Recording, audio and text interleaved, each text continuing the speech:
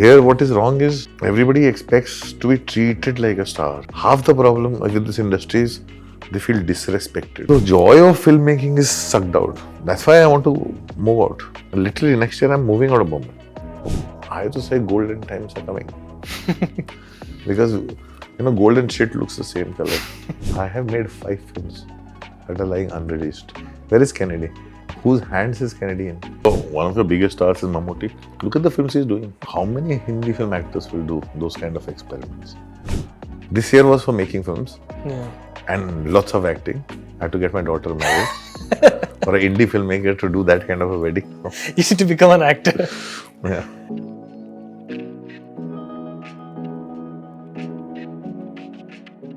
Hi sir. Hi. Welcome to THR India. Thank you. So congrats on the things that I'm hearing about Rifle Club. It's doing very well in Kerala. I've been looking at social media. I've been listening. I haven't seen the film yet. Yeah.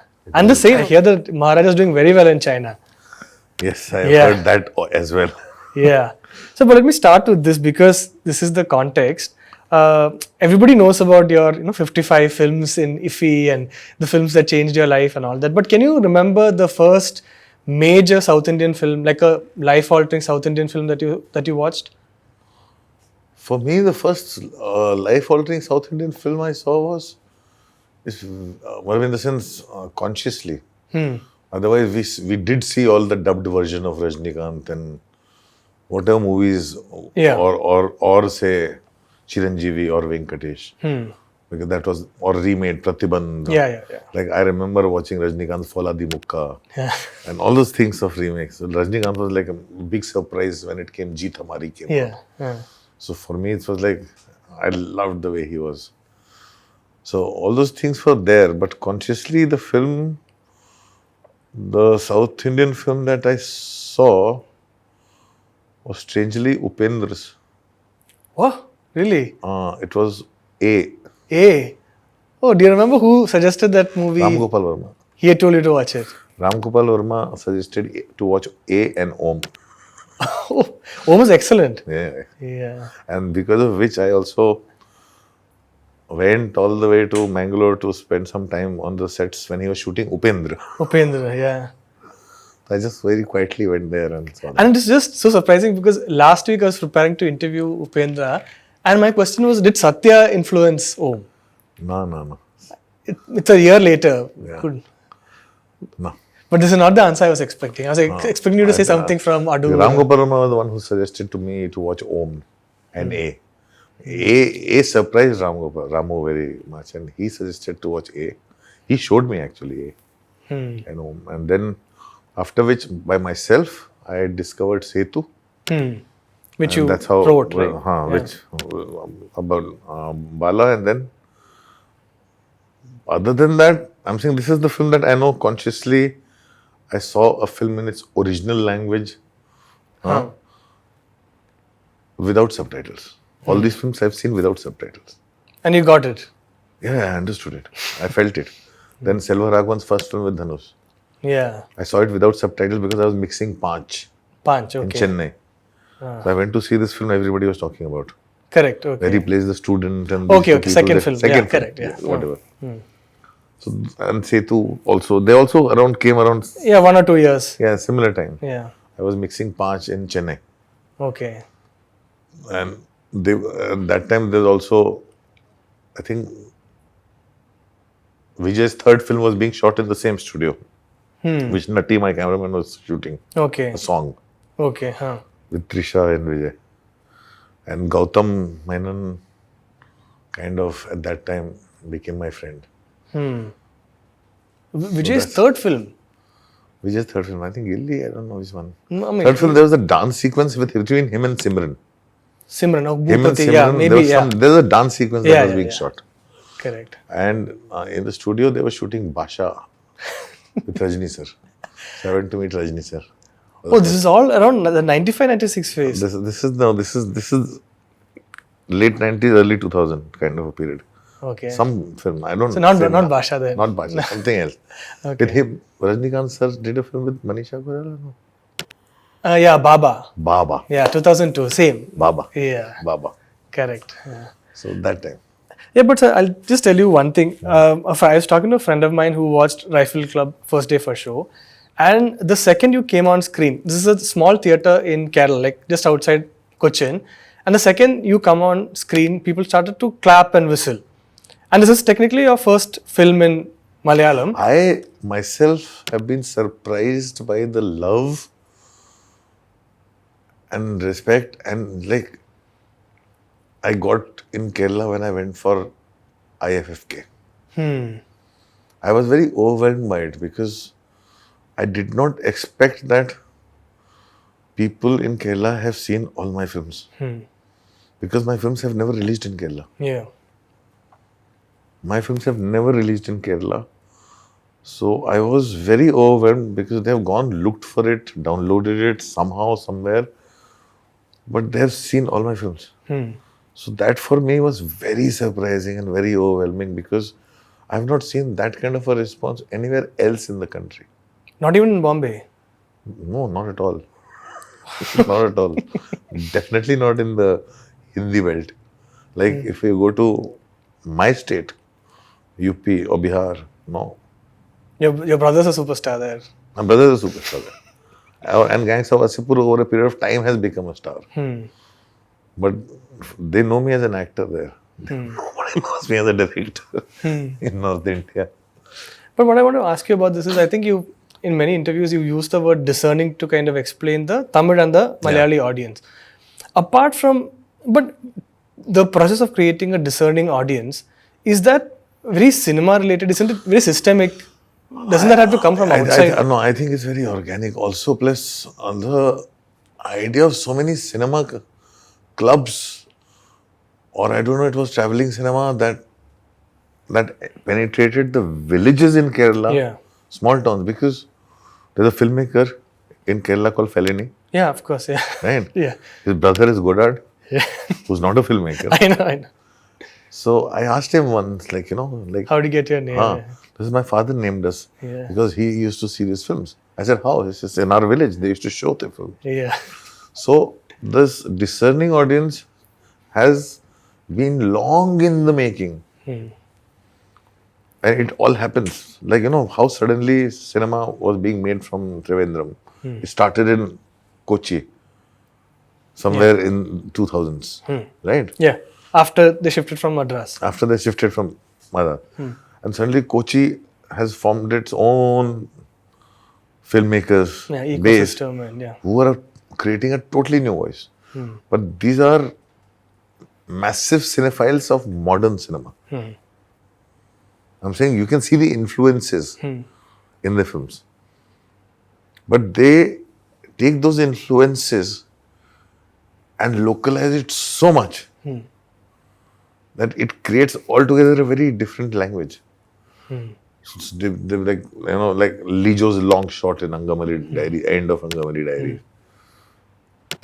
Or they're using those sequences, they're using local dance sequences, but the approach is very Kusturica types. Correct, okay. Elements like that. So for me, it's just amazing. It's just, and filmmakers do influence each other. There is like, for example, Rifle Club. I don't know, this is when I heard the story. So Rifle Club, for me, is like I trace back to this age-old story of, say, The Most Dangerous Game. It's a black and white silent film. But Most Dangerous Game comes before Agatha Christie wrote And Then There Were None. Then There Were None was written much later. But Most Dangerous Game was before. So you don't know who was inspired by who. Who came first, Right? Most Dangerous Game led to, it has its various inspirations. One is Hunger Games. Hunger Games is also an inspiration from Most Dangerous Game. There's a movie called The Hunt, is also inspiration from Most Dangerous Game. There's Punishment Park, which is also inspired from Most Dangerous Game in a way. And then there's Bukarao, which is also inspired from there. Correct. And Rifle Club is a totally twisted Western take, which also I trace back to same kind of an idea. And I was like, what a smart, clever way of taking a seed of something and making your own fruit out of it, making your own tree out of it. Because there's nothing except the seed. Yeah. Correct. Yeah. Or if you look at the other way, it's like the classic horror film, Rifle Club. The villains walk into a house of horrors, Yeah. Correct. Yeah. unexpected. They think there's nothing there, but it's a house of Yeah. horrors. From your side, it's a horror movie. Yeah. Yeah. From my point of view, it's a horror movie. Yeah. The character's point of view. Yeah. So, there are various ways of looking at it. And that's why I say the exciting things that they're doing. Like in Malayalam cinema is amazing. I remember like Manjumal Boys came out. And I know the director because he used to be assistant to Rajeev Ravi. Yeah. And I met him once long back. But taking that one survival story and that one shot that still blows my mind. And the boy jumps into the river Yeah. I would and cut Sriram Bhasi falls. that tunnel. Yeah. My hair stood up. That for me was cinematic moment of the year. So those kind of elements is what these young Malayali filmmakers are doing. They don't care about the rest of pan-India films. They don't care about how many crores, what crores, this crores, that crores. They're not in that business at all. They have their own very healthy competition with each other within that whole Kochi film space to create newer and newer ideas, pushing more boundaries. Let's see what we can do with this. Is it also because they have to, because the budgets are so less and they No, have to not just experiment? Budgets are less. No, nobody has to do anything. They want to do. See, the difference is like, the problem with Hindi cinema is we think we have to create the next big blockbuster. In Malayalam cinema, no, they're not doing it because they have to. They're doing it because they want to. And they help each other. My biggest takeaway when I went to shoot Rifle Club was because I had just seen that film that was shot in Sri Lanka with Roshan and Darshan. Paradise. I'd just seen Paradise, and I'm seeing Darshana doing a small character there. And I know Darshana because Roshan wasn't choked and they work together a lot. And then I see Surabhi Lakshmi, who has won a national award just a few years back. Yeah. Correct. Yeah, 3 or 4 years. Dilesh, I know for me, Dilesh Pothan goes back to Lijo. Okay. I was introduced to him by Lijo. Okay. I think Imayu. Yeah, around that time. Correct? Yeah. And so all these actors coming together, and there's so much camaraderie. There's nobody like who's the hero, who's the villain, who's what, who's doing anything. I saw there 3 rooms. In that house? No, not in that house. Outside the location. Okay. Where the actors' resting area. There are no lines of vanity vans, nothing like that. They thought I was coming from Bombay, so they got a small van for me. Especially for you. I hated it. So I would rather spend time with them. Because this beautiful camaraderie that they have, there's no one-upmanship. There was zero one-upmanship amongst the actors. Everybody is pushing each other and non-stop having fun, focused on food, conversations. I'm saying they were just so much fun.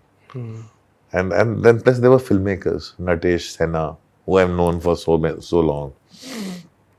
Hanuman Khan we just discovered. I did not even know who he was, Suraj. And rapper, this much before he broke out. Yeah, of course, yeah. And he was shooting, and what a cool boy. Cool boy. And he was like, I've just come for the shoot. And the other son is the producer for Hanuman Khan, Parimal. Correct, yeah. And it is discovering so many people and the way of working, which I tried to imbibe the moment I came back from there in our shoot. Because this is how we used to shoot at a time. When we were shooting Gangs of Wasipur, this is how we were. There was one resting van for everybody. Otherwise, people would put chairs outside and rest. Yeah. And that's what got lost. And instead of focusing on making the film, we started focusing on being treated like a star somewhere in Hindi. And that happened, I think, with the advent of streaming platforms. The streaming platforms came in and they wanted to make a presence felt. And probably they brought in their whole American way of working. Yeah. So now, here what is wrong is everybody expects to be treated like a star. Otherwise, they'd feel disrespected. Half the problem with this industry is they feel disrespected. If they are not, like, Treated a certain welcomed or ushered in, Yeah. or like, escorted, Correct. Yeah. or they're not given their things. Nobody makes films. But don't you think this is cyclical, sir? Because It is cyclical. Yeah, because in the 2000s, the same directors, including Ashik Kapoor, they've spoken about your influence, and we were all very envious of the kind of films Hindi was making in the 2000s. They've all told me that, like how, Yeah. like, the early work of mine, Yeah. especially Devdi and Black Friday and Gulal kind of a thing, would impact them. Right? Today I seek inspiration from them. Because here, and I envy them because they can do it. Because they're still working that way. Here, I'm restricted by the unnecessary, the same film, say for example, if I just go back 6 years, the cost I made Mukkabaz in, today I'll have to spend 5 times the money in 6 years For the same movie. for the same movie to make it exactly the same way. And it's not salary related, or it is salary. It is related to everything, Everything. all the paraphernalia and everything else. It's not about the making of the film. So that's the massive difference. That's why I envy them, because now it's difficult for me to go out and experiment. Because now it comes at a cost, which makes my producer start thinking about profit. He's like, where my margin? Like, I'm losing money. This, that. I'm like, don't make this movie. You don't want to make this movie, don't make this movie. But I just cannot. Because right from the beginning, before the film starts, it becomes about how do we sell it, how do we sell it, how do we sell it, how do we sell it. So the joy of filmmaking is sucked out. That's why I want to move out.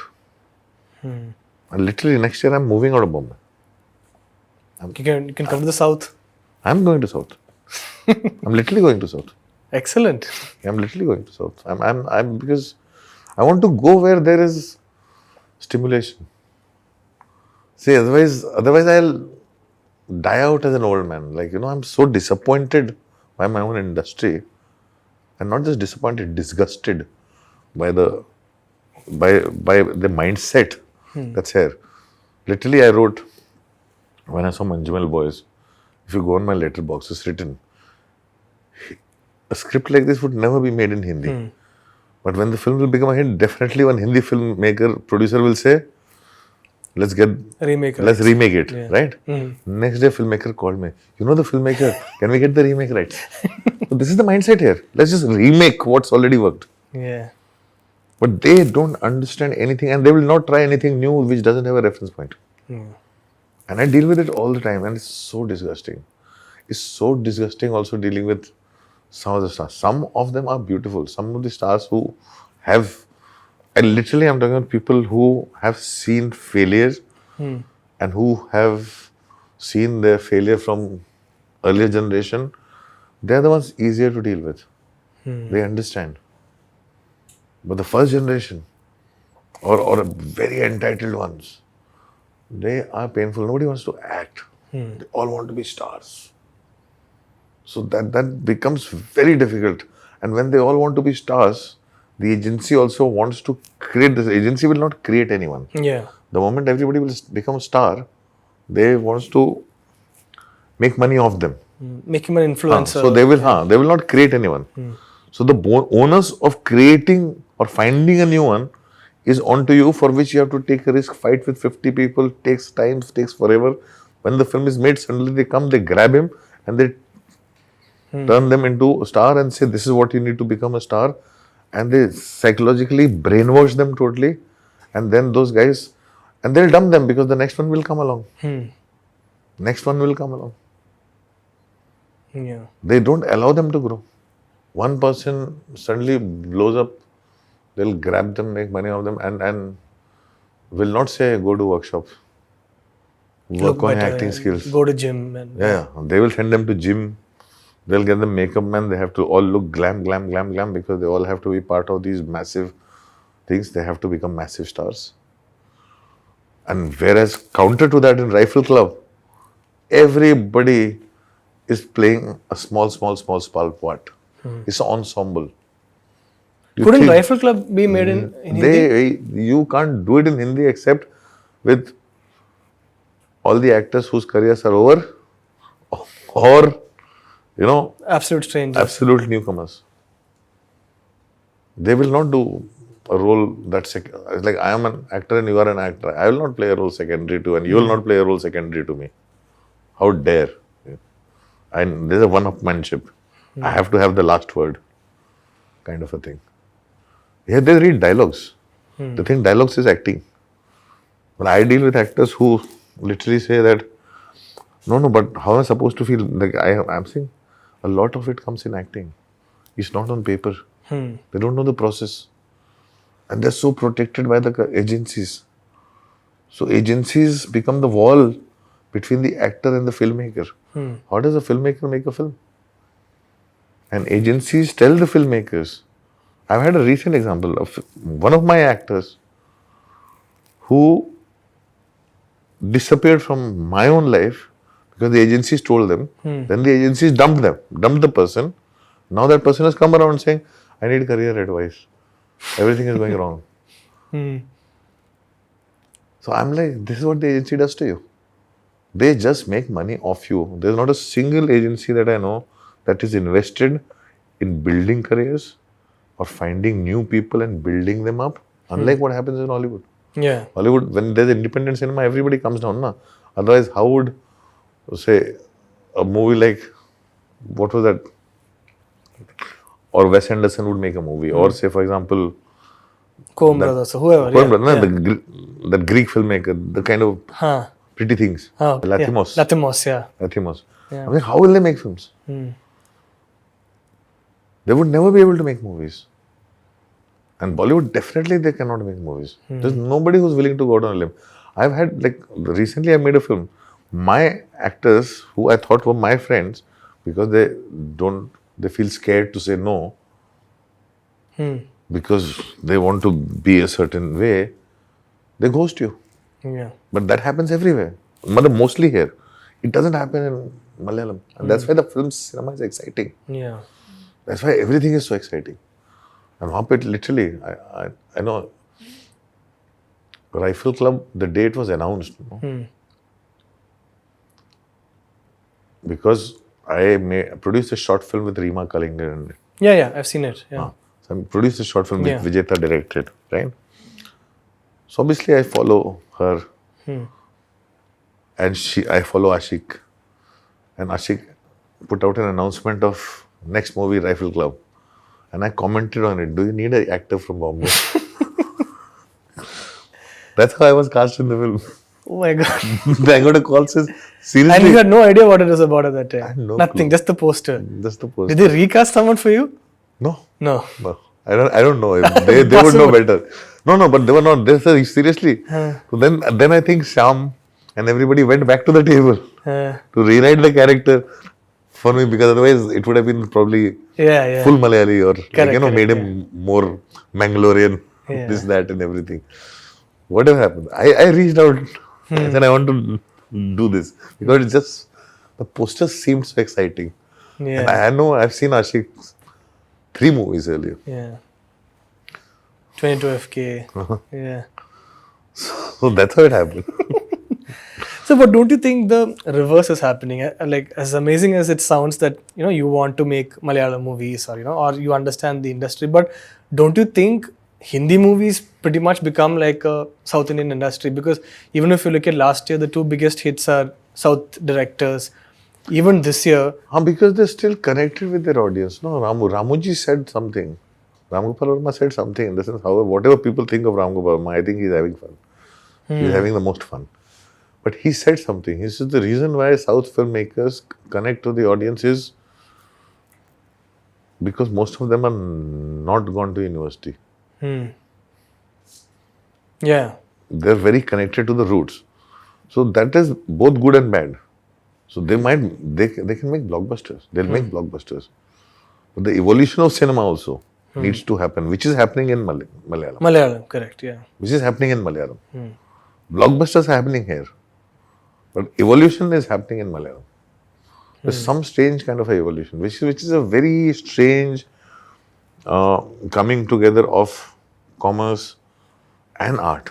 And because their films are cost effective, so all these new experiments are turning out into very successful blockbusters.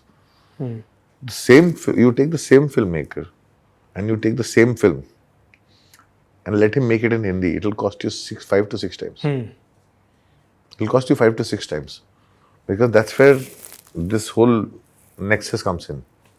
The producer will come in, they will be wanting stars. For the stars will come in agency. Agency will make a project. Everything happens. You go to streamers also. The agencies reach out to them and say that, let us set this up for you. They want to be co-producers. They're not just representing actors. They want to be co-producers. They make projects. They say this actor and this actress. And this, that and everything. And then they wonder why things are going wrong. So, but why didn't this, at least maybe 4 or 5 years ago, when we used to talk about the OTTs coming in, there was a lot of hope, right? There was a lot of hope and excitement. Yeah, but now the same people, it's like now what has happened is, who are the people running the OTT? People from television, they have no cinema experience. People from television have gone into OTT now. There's zero cinema experience.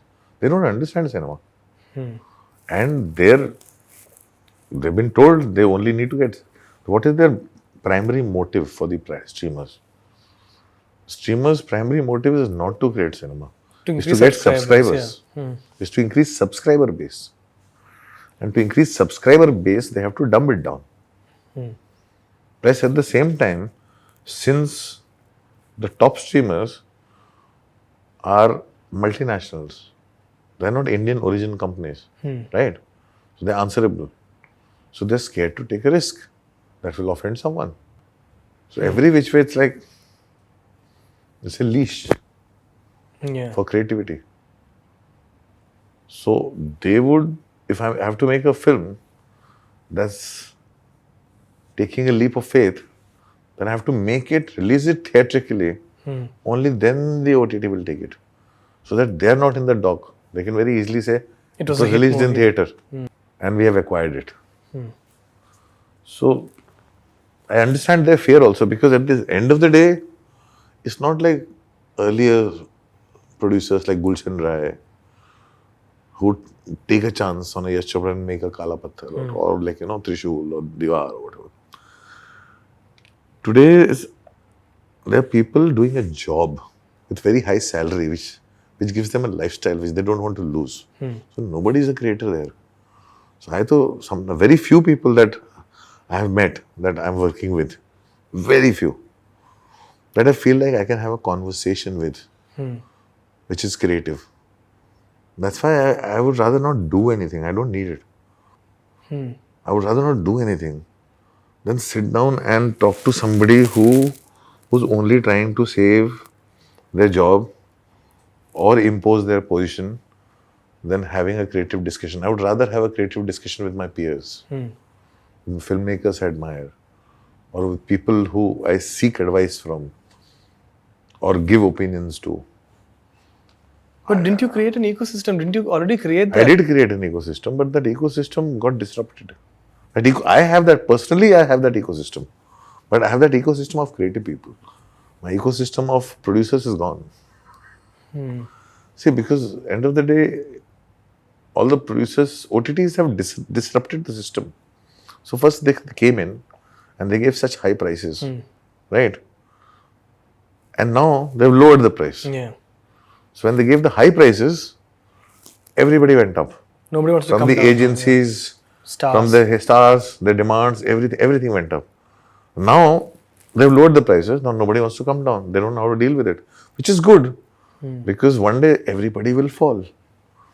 And I'm waiting for the day when everybody will fall because then it will be a great time to make films again. Because after we hit rock bottom, it will be great time to make films again. So I have to say golden times are coming. Because golden shit looks the same color.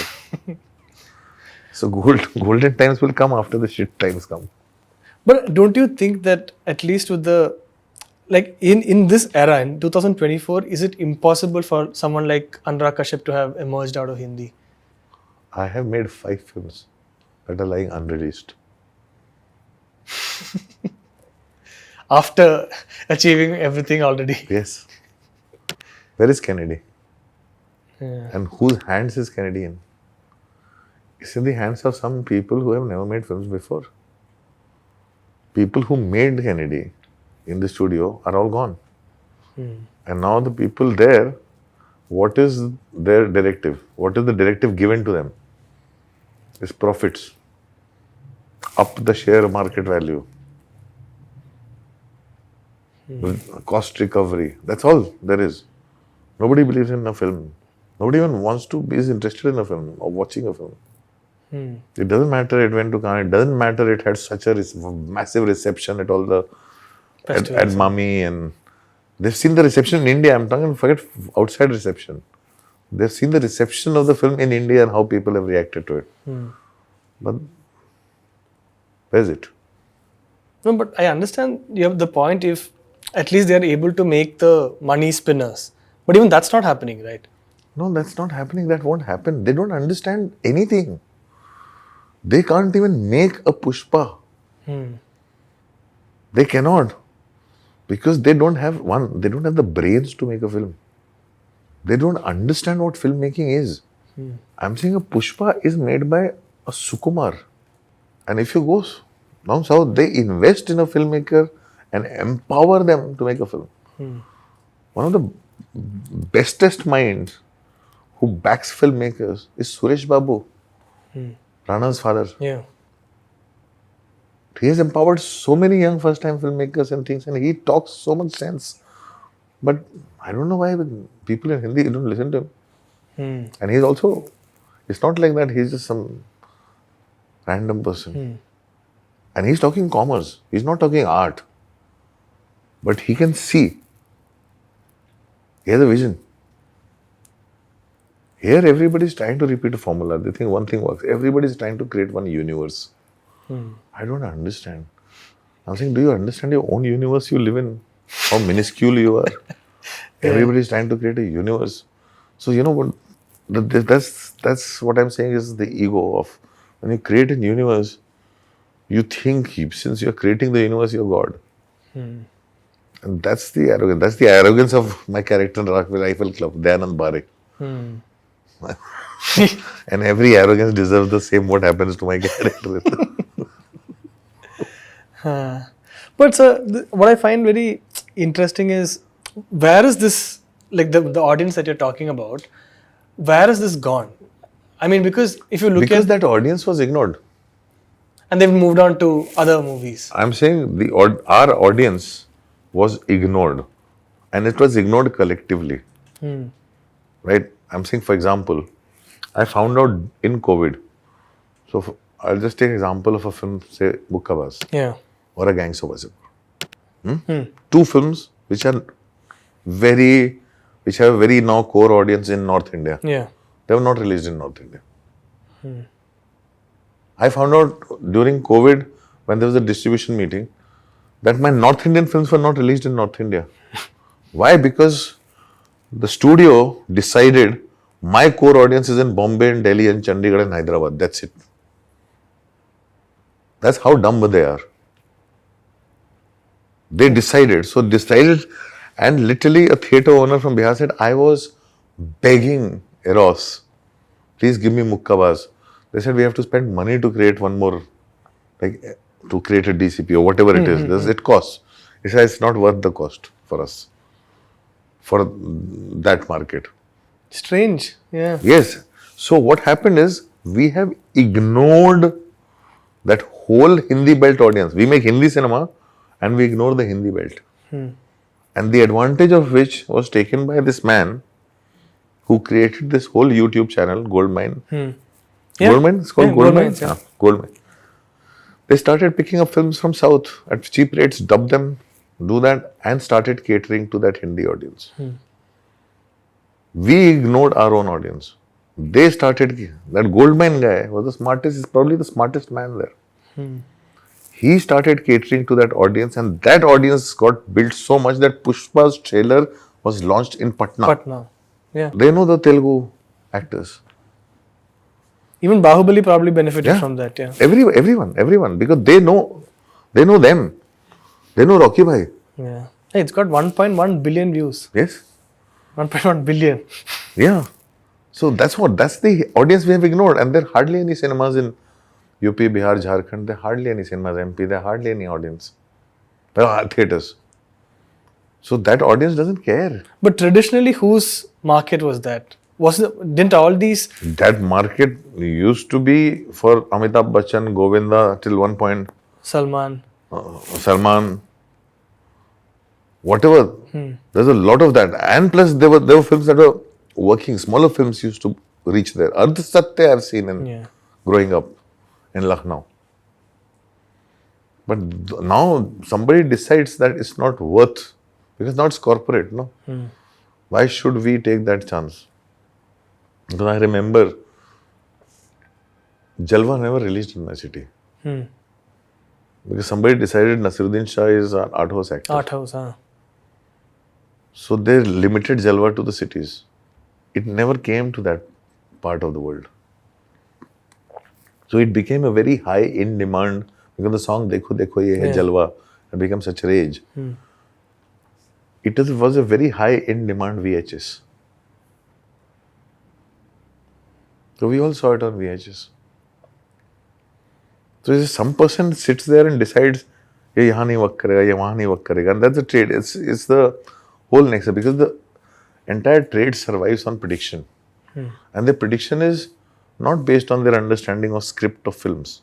The prediction is based on the understanding of fan base of a particular star. So if you go beyond the star system and the fan base, that whole prediction and trade game will become redundant. And they don't want to become irrelevant, so they're holding on to it. And which is where a lot of films benefit. In Kerala, every film has an equal chance. Yeah. Because the fan base there is still of Mammootty and Mohanlal, the old. Yeah.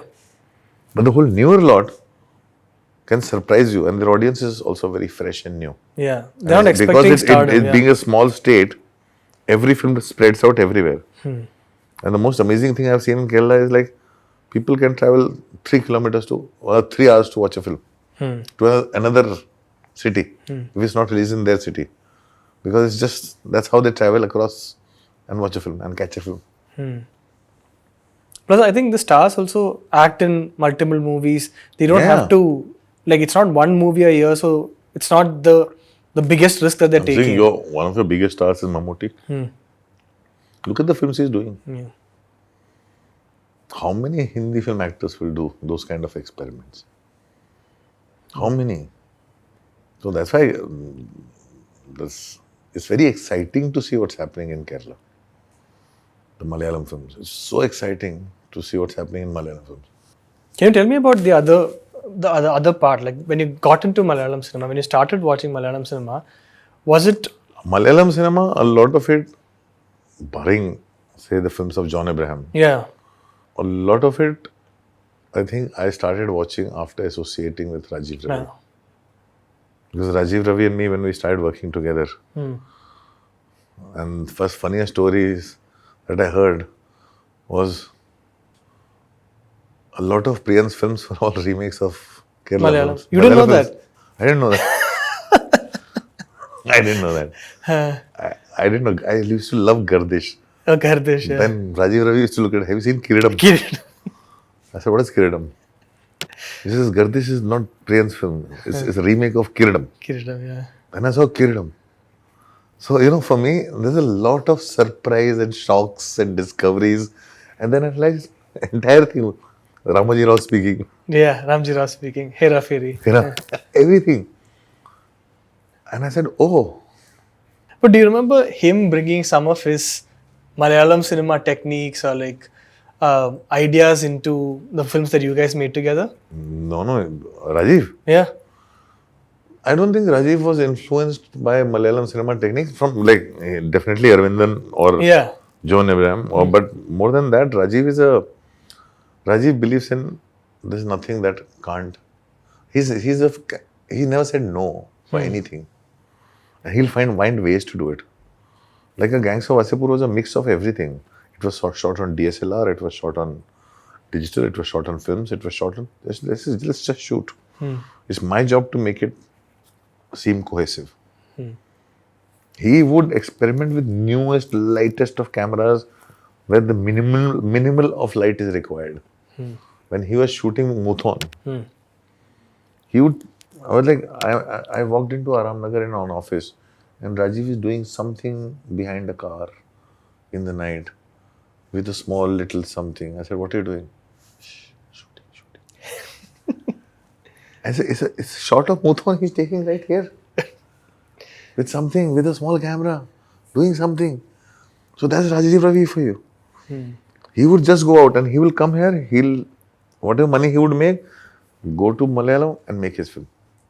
So he's least interested in a lifestyle, money, nothing. He would just take from here, whatever he would get extra, he would go make a film.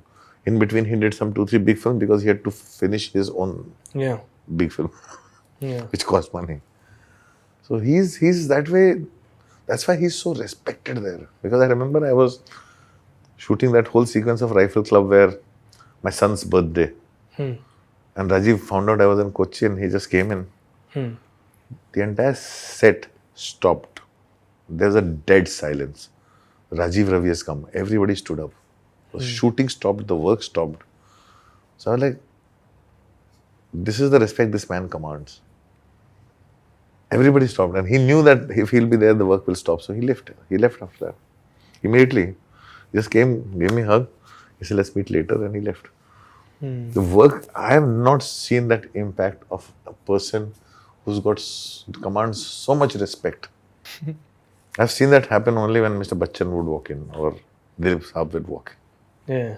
What happens to you, sir, when this is what happens or this is what you start to believe about the industry? I think sometimes, a lot of people say you're too old. A lot of people have told me on my face, you're too old. Things have changed. So then I shut up. But what were the issues compared to the issues now? Do you remember what you were dealing with 10 or 15 years ago? 10 or 15 years ago, I was only dealing with, my ideas were too new for an industry. That was my only struggle. To have people buy into my idea. Today's so many other things. Then I could have just taken a camera and an actor and gone on the street and make a film. Today I cannot do that. I cannot do that. I can't make a Black Friday today. I cannot even make a Wasseypur, forget Black Friday.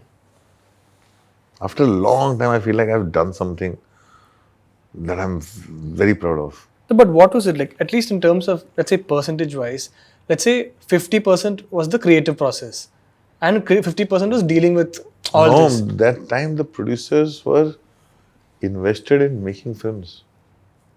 I'm saying 5 never released. But Tuttu Sharma was a producer who believed in me making that film. However risky that film was for its time. So he did not get into it.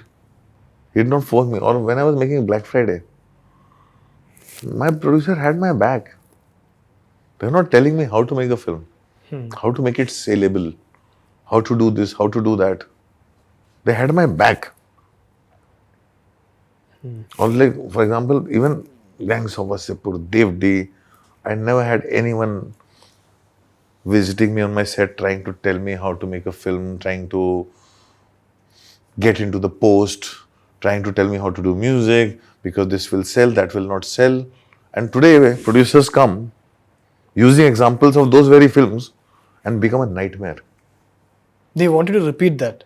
No, they say, you made cult films like Black Friday, Yeah. you made Devti, you made Gulal, you made Gangs of Wasseypur, and you're so good and now let's make a film together and all that. And they're a nightmare because they will come and tell you, this is how you should do it. This should not be, this is going over budget, this is going that. They themselves are a nightmare. They want that, Yeah. but they are not a producer like that. Those films were not made because I just made them on my own. I made them because somebody had my back. You need a producer to have your back, to allow you to be you. Today's producers are a nightmare. So Literally a if nightmare. it's so difficult for you, it's probably 100 times tougher for a first-time director. Oh, unless you have a big star who believes in an idea, then they don't care. Then they don't interview. Then they don't. Then they're like, it depends. Everything is here. So I'm saying, if you look at it, a director is a version of being a pimp. You get paid based on who's in it. You get paid based on how much it sells for. You get freedom based on that. You get freedom based on how's your equation with the star is or everything else is. So it all depends there. So what you bring to the table is the star. It was never this bad? Yeah, I have made films with new people. I have made films with this, that. I've had problems. It's not like that I have not had problems. But I have had, creatively, I've had the kind of freedom except the one big studio film that I did. That's why I realized, that's why I went away from this big studio film system to make my independent films. But now times are so insecure. Now you're again dealing with individuals who are very insecure because films are not working. And films are not working precisely because we have forgotten the films we used to make for which audience. Now we are repeating and we are desperate to create a hit.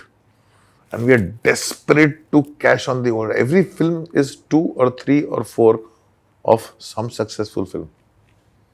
People are taking 20-year-old film and remaking it or making a sequel of it. 20-year-old successful film. That's how desperate the atmosphere right now is. I'm talking about right now. But how do you think this will change, sir? Everything changes. Everything changes. You think Malayalam cinema was so good in 2005? No, of course not. Yeah. There was a bad period, no? Yeah. 8-9 years Yeah. or 10 years, longer than that maybe. Every cinema, Tamil cinema had a longer bad period. So you have to go through a bad period. These are the dark times for cinema, for Hindi cinema. We'll go through shit to find gold. I'm telling you, this is what I keep saying. We have to go to rock bottom. We'll go through shit to find gold. Everybody's bloated heads and egos will have to blast. Remember Mars Attacks, the movie? The aliens. Yeah. The way their heads used to blast with the songs. Yeah. That's exactly what's going to happen to everybody here. Their whole idea and the sense of self and the sense of,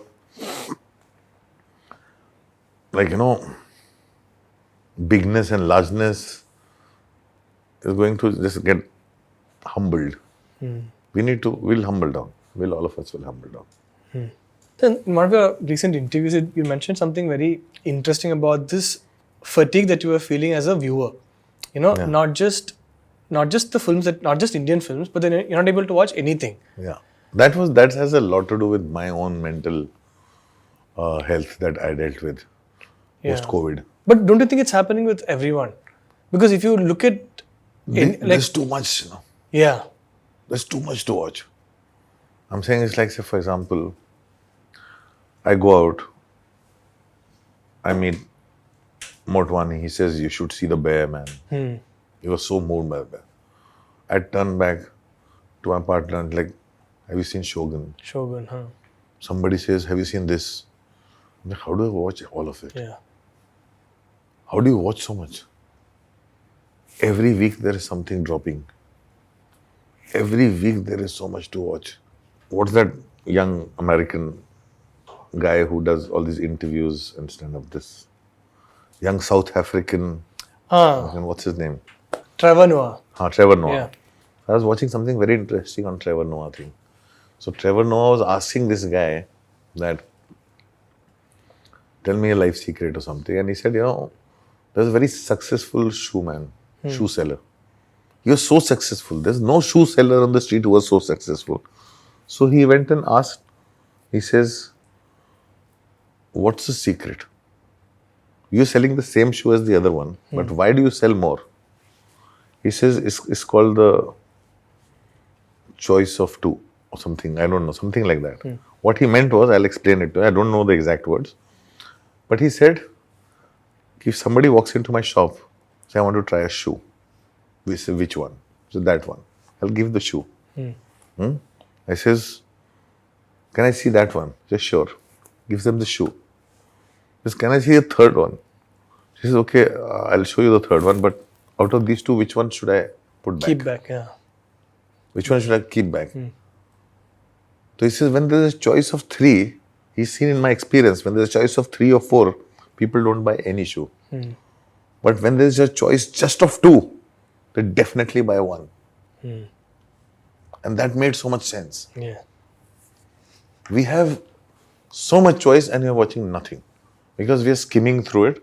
We spend 45 to 50 minutes thinking what to watch, then we get tired and we sleep. And so we end up watching reels. Yeah. We end up watching something that is the shortest.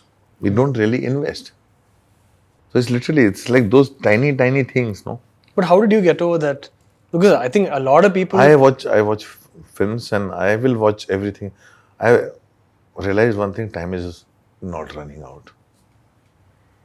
I'm not in the race of, have you seen it? No, I haven't seen it.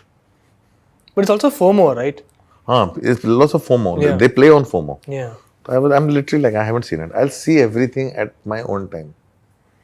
I have access to all the films. I have my own library. I will watch films, series. If I've heard too much about something and I believe that it might be lost, I'll go and buy the Blu-ray of Shogun and keep it at home. I'll watch it when I have to. I saw Wire, I think 10 years after it came out. I saw Sopranos just 5 years back. Yeah. I'm saying time is not running out. There's nothing running out. We have a lot of time to do a lot of things. But at least, are you not able to watch obsessively like you used to? No, I watch.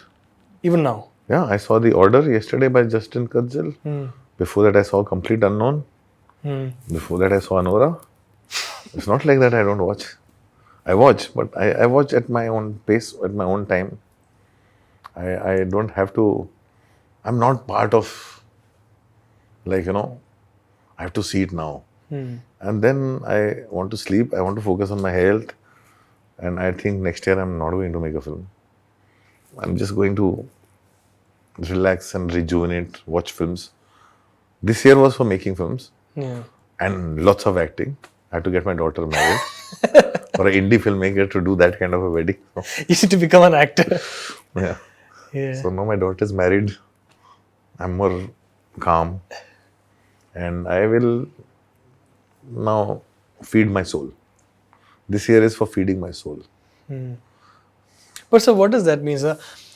Because at least when you talk about the process of filmmaking, right, at least if you watch older interviews of yours, it's always about making the next film. It's always the next It's film. always about making the next film, yeah. But when you actually talk about the filmmaking process, what is that exact phase that you enjoy the most? Because I enjoy everything. I enjoy the writing, putting it together, making, editing, post-production. Till the time the film comes out, till I don't find my film, I enjoy it obsessively. I only give up on the film when I deal with people who just one thing I've learned is how to detach myself. So for example, I have detached myself now with Kennedy. Because I don't want it to become like a Black Friday or a punch that keeps pulling me down. I've detached myself from whatever is I detach myself. I will not let anything pull me down again in life. So whatever starts pulling me down, I just detach myself. It's like, shut the door on it. And then you leave it to whoever is the whoever is invested in it. Let them deal with things. But there's no bitterness when you think about it. No. I feel disappointed. I feel, yeah, this is how it is. I get very disappointed. I'm very disgusted with some people. But let them be. I have had my fights. I've had my chilla chilli, whatever you call it. I have had everything, and now I don't have the energy to. You can't fight a wall.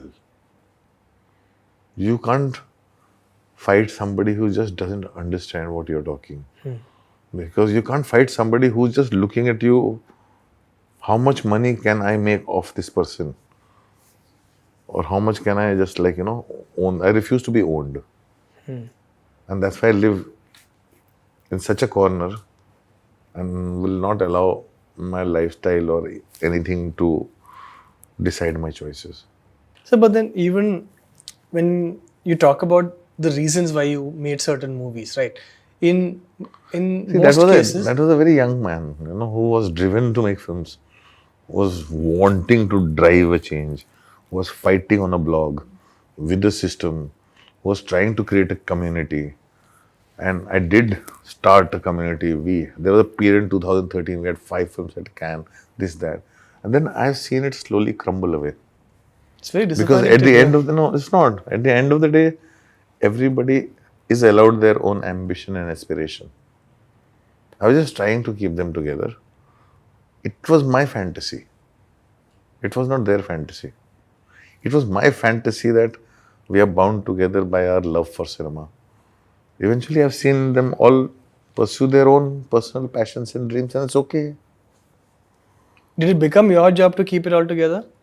No, it became cumbersome. For me, it was like, why am I trying so hard to keep everything together? When I shut down my last company, when I stepped away from it, I'm suddenly realized, God, I've wasted my last 10 years or more than that. Trying to put something together that was not supposed to come together. It's almost like, You forced it. you see the galaxy and you want to bring it back to before the big boom happened. But the big boom was meant to happen. So there will be separate planets and universe. It can't come together. So it doesn't happen. But on a larger scale, yes, there is a community. On a larger scale, see, it will all will happen. On a larger scale, I am connect with all the filmmakers I look up to and I keep talking to them. But it's not like that now we have to work under one roof. And it was my fantasy that we'll create a collective and we'll do this, that, and everything. But no, it's all gone. It's all gone because there's a lot of corporate greed always destroys art and culture. There's a lot of corporate greed that has set in. And corporate is a monster that can't be put back in a box. Once it is out of the box, once there's an investment that has come in, an investment comes in from a financier. It's They a call the monster. shots. It's a monster. No, they don't call the shots. They want to see it grow. So what happens is when they see the process of growth is when you plant a tree, it takes a long time from a sapling for it to become a tree. Corporate is that thing that they think that I have put in the seed and tomorrow it will become a tree. They're not going to wait for it for 10 years to become a tree or 15 years for it to become a tree. But what do you think happens to the directors? Because so It many of them doesn't, come and they achieve success, and after 3 or 4 films, then they kind of fade away, right? That Yeah, but I'm saying it is the various kinds of directors. The directors who create their own things and the directors who get success unexpectedly, by chance. They were not expecting it. So they're directors who create their own thing, and when it becomes successful, they make it a template. They make it a formula, and they keep repeating themselves. That's why after 2-3 films, they disappear. I'm saying all the massive blockbuster filmmakers. They just last 10 years or something. Yeah. No, barring few. Some of them are the original ones. I'm saying like Shankar Yeah. might go away for a film or two, but still keeps bouncing back. Maniratnam also keeps bouncing back. Like, Yeah. that's the old school. The today is very driven by social media. Filmmakers from pre-social media time and post-social media time, the way of looking at things is very different. Yesterday I think Game Changer was launched in Dallas, right? And I was reading this statement by Shankar sir saying today's audience span has become very short. They watch reels, this, that. So we have kept that in mind while doing Game Changer. Now, I don't know what that means. We'll only know when we see the film. Yeah, no pauses, maybe no silence. Yeah. That's also like, and a lot of filmmakers are talking in terms of this language. Like, my film is just like reels put together. Because that's what audience wants to watch. So, filmmakers who at one time for me were chefs, like, they're creating things, are becoming caterers. The moment you start thinking in terms of what audience wants to watch, that's where the decline begins. Because you're trying to really guess. Audience is not an organism, one organ person. It's a massive sea of people. So I'm saying for everything has an audience. So I still go by the old dictum of what filmmakers used to say, audience will see what we put on screen. With conviction. And with passion and with love. What we put on screen, audience will see that. That's how you create a new thing. If you're trying to guess what audience wants to watch, then you are literally destroying yourself. You're limiting yourself. That's what happens, I think. With success, what happens? And success is the worst teacher that can happen. Because when you get that success, now you want to only repeat. You want it again. And when you don't get it, you get more desperate. You wanted more than that. And when you get suddenly success that was unprecedented and you did not expect it, then you're confused. Do you watch Or We Imagine? I want to watch it without interval. See, I hate watching films with these half-an-hour intervals in cinemas here. So I like to watch films on my own screen, and I will see the film on my own screen without any interval, without any pause. I want to see it the way Payal Kapadia. You've seen her previous films, right? I've seen. I love her film. The last message in this sense, her last message was also, are you going to really watch it with interval? She herself said that. She does. Yeah. So I'm not going to watch it with an interval. Do you think that should have been the movie that we sent for Oscars? Yes, I think so. Because if we want to win the Oscar, I love Lapta Ladies as much.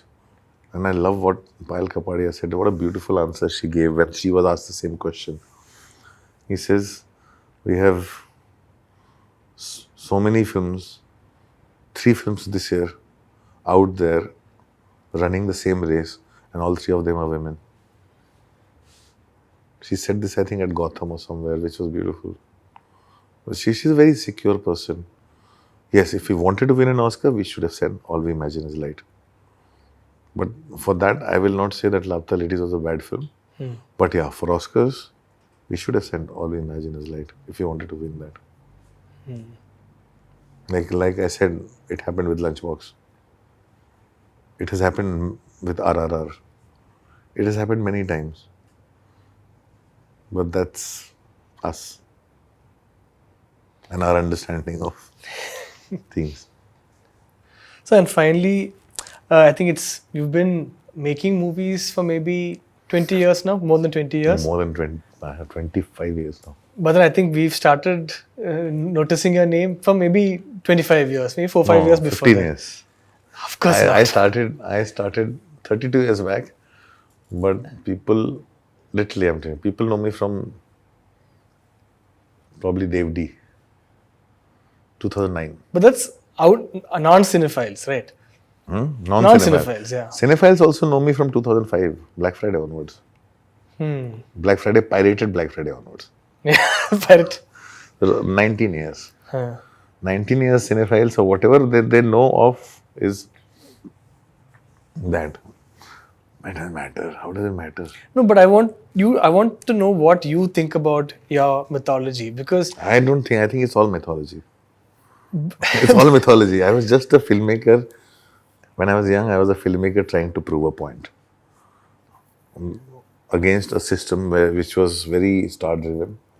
I was trying to prove a point that we need to make a film. We don't need to depend on stars and this and that and everything. We need an intention. We need a beautiful team with a vision, and we can go out and make a film that will matter, right? And I was very, very anti the way structure works. It's like very Hollywood structure. It's like very, all that kind of a thing. Even that's where it's broken down. It will break down eventually, and something else will emerge out of it. It always will happen. We create stars, like it's the same reason we create gods, like sports stars, film stars, gods. We create because we need to create to find some kind of an aspiration, or like fulfill the void inside us. So I don't have a void like that. My void is only my daughter gone. So there is no other void in you. But it's like that thing is what I was trying to prove a point. I was trying to create a community. I was trying to keep people together, and then I gave up. I'm like, it's not my job to keep people together. It's my fantasy. It was my fantasy. I was fantasizing about this world of filmmakers. I was because I had read too many stories of Easy Riders, Raging Bull. I read the story of how, these filmmaking communities and Sundance and the story of all that. So it was my fantasy based on that, the United Artists. So my fantasy was based on what I had read, we need to create a United Artist, we need to create this, we need to create that. Phantom was supposed to be that, a director's company. Then the investment came in from Reliance. And the moment investment starts coming in, everything goes for a toss. So it was my fantasy. It was my fantasy based on something that I read, but that also broke. Even Heaven's Gate ended United Artists. How long did United Artists last? 10 years? Yeah, 10 years, yeah. How long did any of those things last? 10 years? So my fantasy also lasted 6-7 years. So I lived my fantasy. I have lived my fantasy. It's over. It's broken. I'm happy alone. So but then when you meet someone who's come from, a small place or something, they've moved to Bombay and they've made that film. It's a story that people tell themselves to. Sometimes they tell the story to their parents so that they can use that as an excuse. Sometimes they tell themselves to give themselves hope. But no, I didn't do any of those things for that. I did whatever I did for myself. I'm telling you, when I was living a fantasy, first I was trying to prove a point, then I was living a fantasy, nothing. Now I'm trying to be peaceful. I'm now trying to withdraw and do what I'll only now do what I enjoy doing. I'll make a film that I'll enjoy making. I will act when I love and enjoy working with that director, with those people, that atmosphere. I'll not do anything under pressure anymore. I'll not do anything under pressure, and I can detach myself to anything. So I am not going to do anything under pressure. I'm not going to play any game. I'm not going to do anything. I'll step away. I never wanted the limelight. I was given too much limelight. I was given, I think, undue credit. I have been given undue credit. Well, Wikipedia is mythopedia.